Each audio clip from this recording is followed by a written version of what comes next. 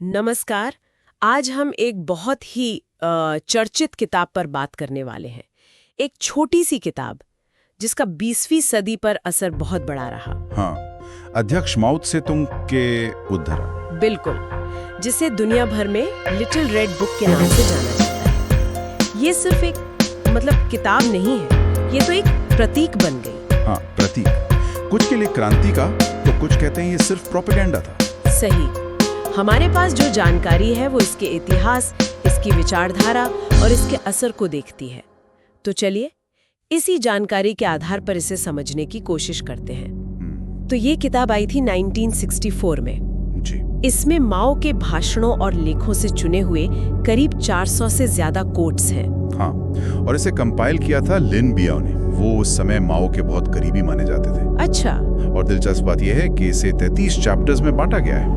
अलग अलग विषय हैं। जैसे वर्ग संघर्ष है, युद्ध और शांति, शिक्षा, युवा, कम्युनिस्ट पार्टी, इस तरह के टॉपिक्स। और जानकारी ये भी है कि चीन की सांस्कृतिक क्रांति के दौरान वो जो उथल-पुथल वाला दौर था, बहुत उथल-पुथल वाला, तब ये किताब पढ़ना सबके लिए जरूरी कर दिया गया था।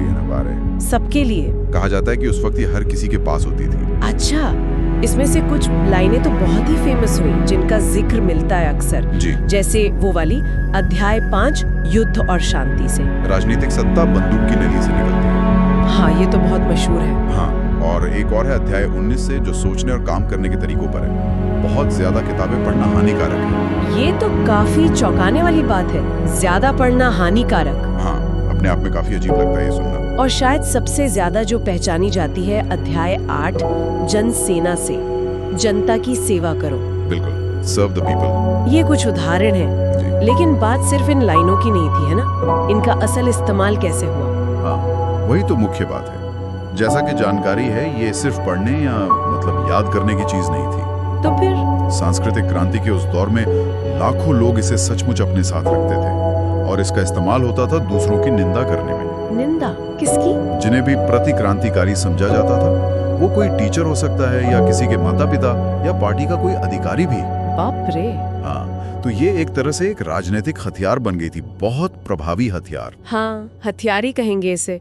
अच्छा, तो इसके असर की बात तो हुई, लेकिन अगर हम इसे वैचारिक या साहित्यिक नजरिए से देखें तो सुना ये काफी सीधी सादी भाषा में है। हाँ, भाषा बहुत सरल है और दोहराव बहुत है इसमें। दोहराव? हाँ, बार बार वही बातें, और शायद यही इसकी ताकत भी थी और सीमा भी। जानकारी यही इशारा करती है कि इसकी यही सरलता और दोहराव वाली शैली इसे मार्क्स के जटिल विचारों से, या कहें तो चे गेवारा की क्रांति की पोएटिक बातों से अलग करती है। यहाँ कोई गहरी फिलॉसफी वाली बहस नहीं है। सीधी सीधी राजनीतिक बातें हैं जिन्हें इस तरह लिखा गया कि आम लोग आसानी से समझें और एक तरह से लामबंद हो जाएं। मतलब विचारों को नारों में बदल दिया गया एक तरह से। बिल्कुल, समझने में आसान, याद रखने में आसान। तो ये जटिल विचारों को सरल बनाने का एक तरीका था, और इसका ऐतिहासिक असर तो खैर हम देख ही रहे हैं, वो तो निर्विवाद है। बिल्कुल, इसे समझे बिना ये जानना मुश्किल है कि माओ ने कैसे अपने आसपास वो पर्सनालिटी कल्ट, वो व्यक्तित्व का पंथ खड़ा किया। हाँ, और इतनी बड़ी आबादी पर अपना कंट्रोल कैसे बनाए रखा। जी। स्रोत भी इसे अलग अलग नजरियों से देखते हैं। कुछ मानते हैं कि ये मुक्ति का रास्ता दिखाने वाली किताब थी, तो कुछ कहते हैं कि ये जनता को कंट्रोल करने का एक मैनुअल था। तो कुल मिला के इसे कोई पसंद करे या ना करे, लेकिन अगर कोई राजनीतिक इतिहास समझना चाहता है, या चीनी साम्यवाद को, या फिर भीड़ के मनोविज्ञान को, हाँ, मॉब साइकोलॉजी, तो जैसा कि हमारे स्रोत बताते हैं, लिटिल रेड बुक को समझना जरूरी हो जाता है। किताब भले ही छोटी सी है, पर इसका असर और इसका अध्ययन वो सरल नहीं है। और ये एक अहम सवाल भी छोड़ जाती है, मुझे लगता है। क्या? कि जिन रणनीतियों का इस्तेमाल इस किताब को पॉपुलर बनाने के लिए हुआ, जैसे विचारों को बहुत सरल कर देना, उन्हें बार बार दोहराना, पढ़ने के लिए मजबूर करना, बिल्कुल, क्या ऐसी रणनीतियां आज भी हमें देखने को मिलती है? अलग अलग संदर्भों में, जी, किसी खास विचारधारा से हटकर भी। हाँ, बिल्कुल, ये सोचने वाली बात है कि कैसे आइडियाज को बड़े पैमाने पर फैलाया जाता है और उन्हें मनवाया जाता है। ये आज भी उतना ही प्रासंगिक सवाल है।